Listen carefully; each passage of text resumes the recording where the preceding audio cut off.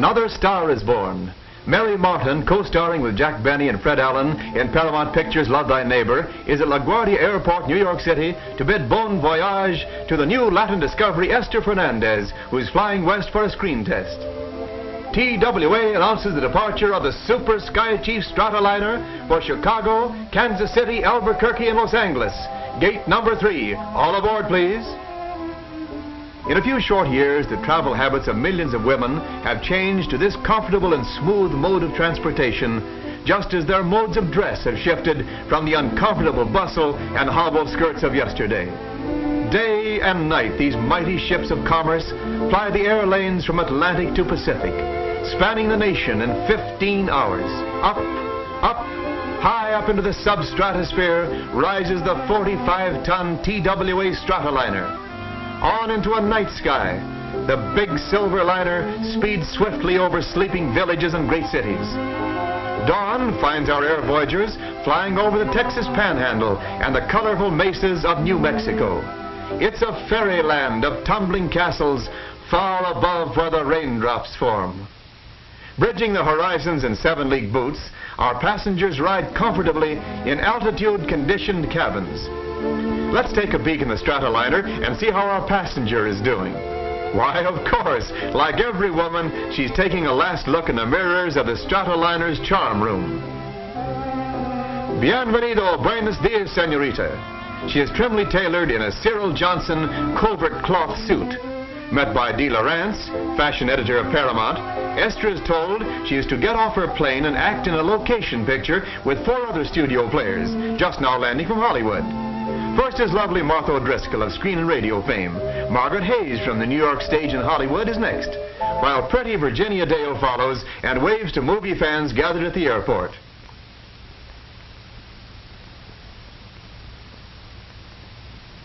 Take notice of the smart airplane luggage that the air passengers are using.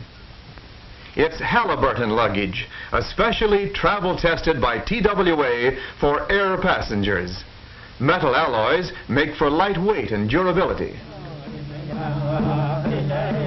As the baggage is unloaded, we hear a rhythmic chant. A group of Pueblo Indians who are to appear with Esther in the screen test beat out a buffalo dance, while a bronzed young brave stamps out the ancient hunting steps of the Navajos. His bow and arrow marks the cadence as he flourishes them in the dance.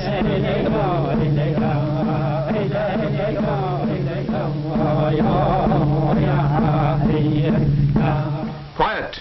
Action! Camera! You are now seeing the color screen test of Esther made through the lens of the studio camera. Esther, changed into ceremonial garb, now makes her first bid for fame in Hollywood. Good luck, Esther.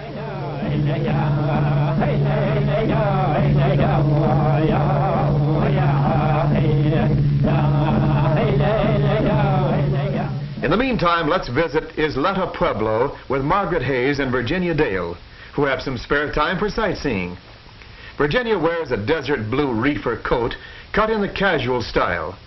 Margaret's adobe tan top coat, tossed carelessly over her shoulder, blends with the crumbling adobe ruins. 1 little, 2 little, 3 little Indian girls. Perhaps your garments were inspired by the rich colorings worn by these Indian women.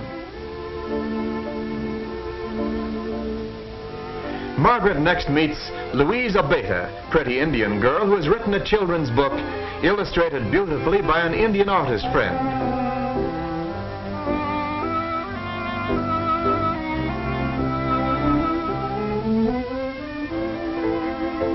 The girls next visit the mission of San Antonio de Isleta, built in 1621, just 1 year after the Mayflower landed on our eastern shores.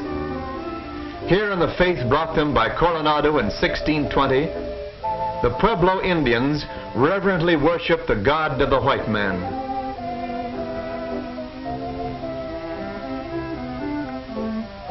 Margaret and Virginia keep a dinner engagement in Albuquerque at the Alvarado. Margaret wears a flowered evening dress of crown-tested rayon, topped off with a white fox short jacket. Virginia wears a two-toned cactus green dinner gown with an evening wrap of Russian lynx.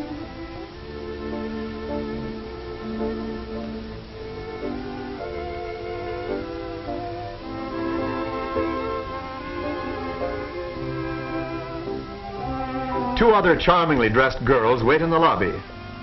This is a stunning burgundy leaf evening dress with a white background of crown-tested rayon. The gray silver fox jacket is worn casually. Here is a brilliant plaid dinner dress with a tight-fitting jacket and with a knotted scarf worn around the shoulders. Note how pockets are outlined in the same jersey material as the skirt. The four Paramount girls and Miss Lawrence were given a big surprise. The studio gave them a week's vacation, so here they are in a Stratoliner flying to Phoenix, Arizona. TWA planes bring new speed, new service to all America. Indispensable in peace, invaluable in war. City of Acoma, oldest continuously inhabited city in the United States, is perched high on a mesa. Huts of adobe huddle in protection against the elements. From our armchair seat in the sky, we see Arizona's famous Valley of the Sun at Phoenix. Camelback Mountain is outlined on the horizon, while below appears Camelback Inn, where the girls will soon be sunlasing. Natural desert backgrounds blend perfectly with the original landscaping of the inn, one of the most beautiful of more than a score of resort hotels in the Phoenix Sun Country, where thousands of vacationists relax and find new frontiers of fun. Well, where are the girls? Yippee, ride 'em, cowboy! Could one of our girls be in that station wagon? Why, it's Virginia in frontier costume. The ranch foreman gives her a hearty Western welcome. How about a breakfast ride tomorrow, says he. It's a date, says she. Margaret and Esther explore the grounds in their dresses of Celanese rayon. Esther's jersey casual dress of two-tone desert sand is nicely balanced with embroidered pockets. Margaret's jersey casual is two-tone cactus green with soft embroidery around the yoke. The grounds of our resort are studded with wild cactus. Martha wears a stop red station wagon coat that accompanies a vacation mood. Underneath, a blue gabardine slack suit makes a colorful contrast. Sunrise on the desert as the girls awake early for their breakfast ride. Orange, gold, and purple tints flood the morning sky.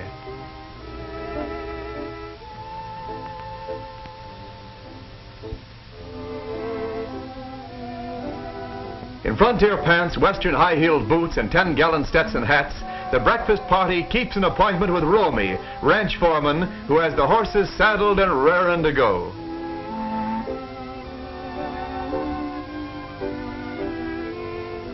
Fashion makes way for comfort in Western clothes.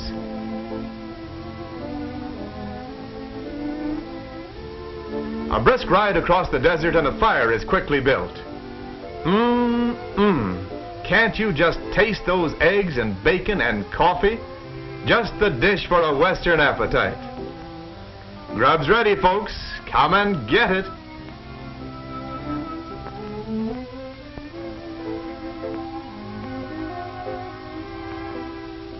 Here you find the friendliest people on earth. It must be the desert air.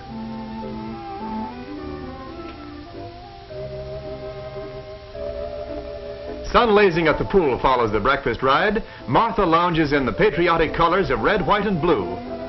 Her crisscross bodice tops a full skirt with a shirred matlatex waistband.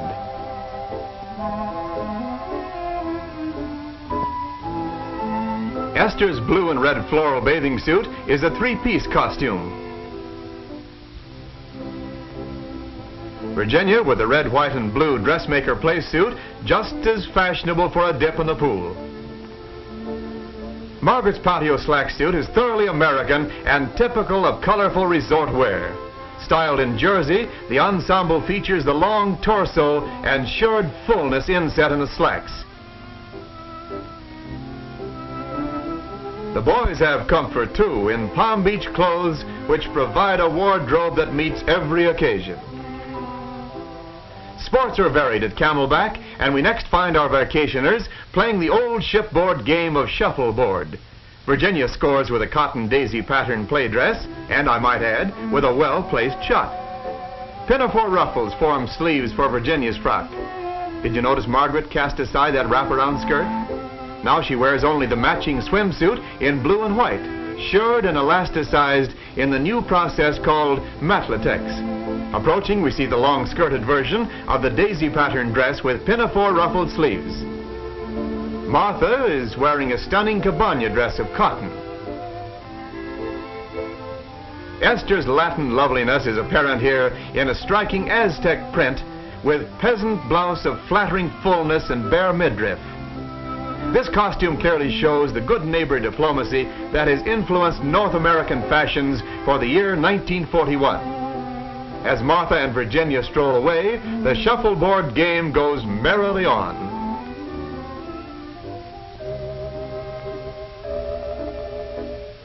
During the cocktail hour, Margaret appears in a sophisticated sheer night blue dress with white yoke embroidered with beaded daisies and edged with perky white piqué. Appropriate for the cocktail hour is the double-breasted Palm Beach jacket and gray-blue trousers. A pretty lawn setting is just the place for this white rayon gabardine slack suit with a very new silhouette of flared tunic-length jacket and matlatex girdle. Topping the costume is an attractive turban of white coin dots on a lime background. Striped sandals complete the ensemble. Notice the Palm Beach suit in new tallow and white. Thinking of a game of tennis, Margaret?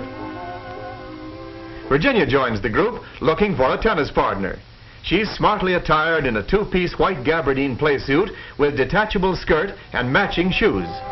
When the skirt is removed, Virginia and Margaret discover their shirred elastic waistbands of matlatex are identical and exceptionally comfortable for attractive sportswear. Tennis game over, Virginia changes into a sun outfit of bloused white cotton briefer with bare midriff, striped hand-woven cotton skirt, and full panel inset.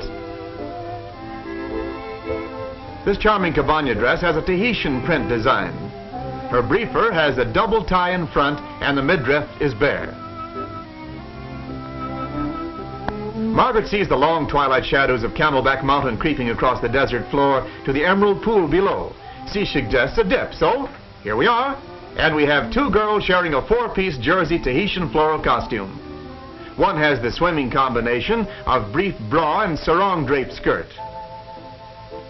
A sunburst suit of matlatex, elastic and snug, clings to the figure and makes for a slenderizing effect. Ideal for a shopping trip is this attractive bolero costume of cartwheel print and Miami crepe, with blouse and lapel facings in monotone shade. Stepping briskly down the walk comes Virginia in a print dress of toast and precious blue with a hip-length woolen jacket of matching toast. Pleated collars and cuffs are a completing trim. Age-old saguaro cactus surrounds the open-air cocktail lounge. Here we have a patriotic dress complete with chevrons, evidencing the military influence in 1941 fashions. This cocktail dress features a newly draped separate skirt and a matching bolero jacket. Again, the military dress, but this time with a street-length skirt. It's set off with a self-material red belt.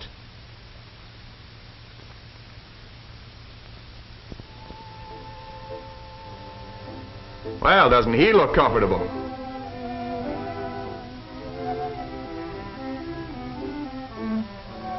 Again, our designers have gone south of the border in obtaining the motif for a cotton embroidered dress copied from the Polero native costume of Panama.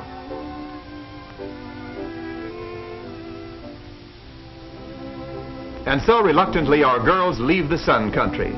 Miss Vera Logsden, veteran TWA hostess, steps primly in the newest of Sky Girl uniforms of stratosphere blue.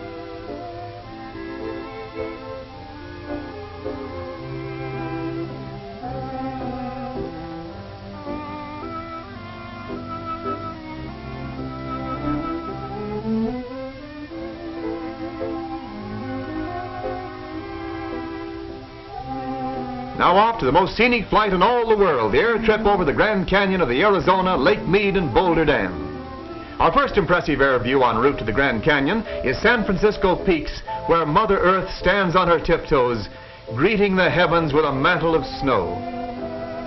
We approach Meteor Crater, where a giant fist has smashed into the Earth's crust, leaving a hole a mile wide. Martha O'Driscoll sees tremendous vistas, inspiring views.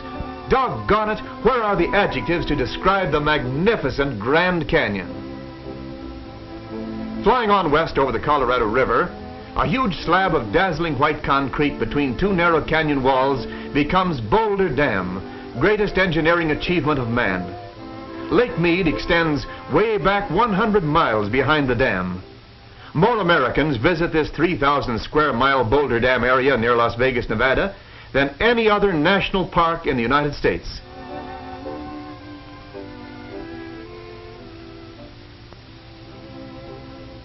Winding highways curl and twist their way on the canyon sides.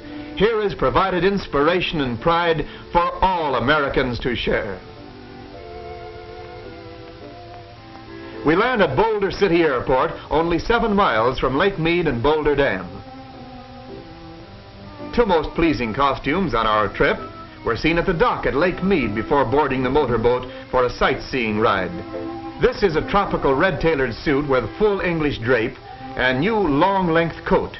The newest in sports shoes are Joyce Coolies.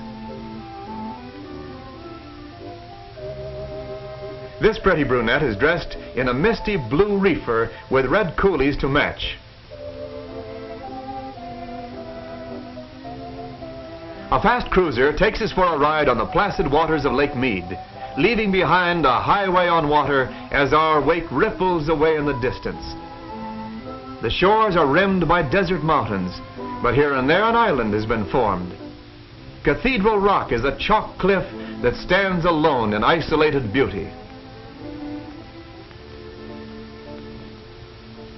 So we take off from Boulder City, heading towards Los Angeles on the last stage of our grand air trip and vacation. The girls are reminded that horizons in the air, like fashion horizons, are reached only to reappear again and again. As Tennyson said nearly a century ago, "For we dipped into the future, far as human eye can see, saw the vision of the world and all the wonder that would be. Saw the heavens fill with commerce, argosies of magic sails, pilots of the purple twilight, dropping down with costly bales."